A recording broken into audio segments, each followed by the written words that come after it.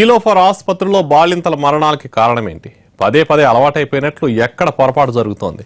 గత ఏడాది అధిక రక్తస్రావంతో ఒక్కరు మరణిస్తే ఈ ఏడాది వారం రోజుల్లోనే 5 నిండు ప్రాణాలు గాల్లో కలవడానికి కారణం ఎవరు? ఆ ఆసుపత్రిలో అసలు ఏం జరుగుతోంది?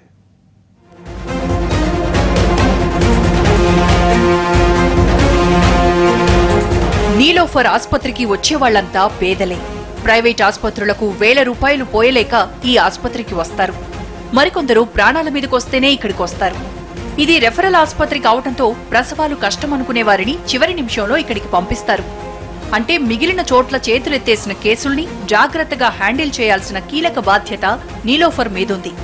ప్రాణాపాయమున్న వారిని జాగ్రత్తగా కాపాడాల్సిన ఆసుపత్రులు అధికారులు సొంత లాభం కోసం తీసుకున్న నిర్ణయాలు రోగుల ప్రాణాలతో చెలగాటమాడుతున్నాయన్న ఆరోపణలు బలంగా వినిపిస్తున్నాయి.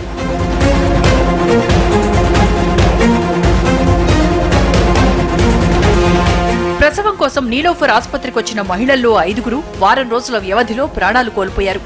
ఆపరేషన్ తర్వాత రక్తస్రావంతో వారు మృత్యువాత పడటంతో నీలోఫర్లో అసలేం జరుగుతోందన్న చర్చ మొదలైంది.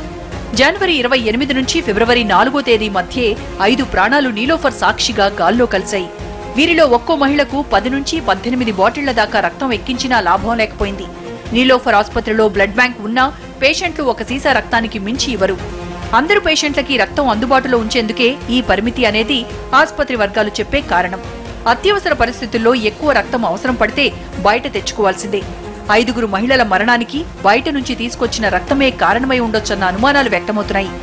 ఈ మహిళలకు ఎక్కించిన రక్తమంతా ఆసుపత్రిలో కొందరికి పరిచయమున్న బ్లడ్ బ్యాంకు నుంచే కొనుగోలు చేసినట్లు చెబుతున్నారు.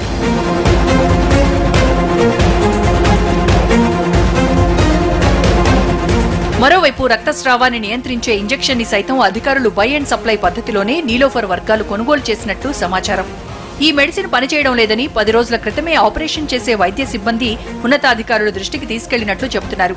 అయినా వీటిని మార్చకపోవడంతో పాటు ఆపరేషన్ థియేటర్ ని ప్రమాణాలకు తగ్గట్లు ఫ్యూమిగేషన్ చేయడంలోనూ అలసత్వం ఉందనే అనుమానాలు వ్యక్తమవుతున్నాయి. నీలోఫర్ మరణాలు సంచలనం రేపుతుండటంతో ఎవరిని బాధ్యులను చేస్తారన్న చర్చ జరుగుతోంది. పై అధికారులు తప్పించుకుని తమను బలి చేస్తారేమోనని కింది స్థాయి సిబ్బంది భయపడుతున్నారు.